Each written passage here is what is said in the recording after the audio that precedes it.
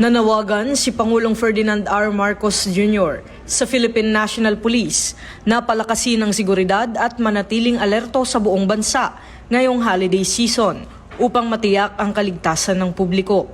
Ito ay kasabay ng oath-taking ng 50 bagong star-rank PNP officers sa Malacanang Palace, kung saan hinimok ng Pangulo ang mga pulis na magkaroon ng visible and reassuring presence sa pangunahing kalsada, pampublikong lugar, transport hubs at mga komunidad kung saan nagtitipo ng mga pamilya sa Kapaskuhan. Aniya, mahalaga na maramdaman ng bawat mamamayan ang saya ng Pasko ng may kapanatagan, pagkakaisa at tunay na ligaya. Pinayuhan din niya ang mga bagong opisyal na ipagpatuloy ang serbisyo publiko ng may dangal kahit sa panahon ng selebrasyon.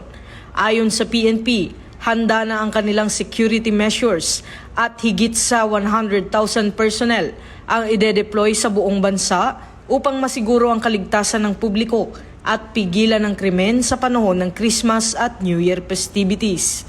Ito ang bagong PNP para sa bagong Pilipinas. Serbisyong mabilis, tapat at nararamdaman.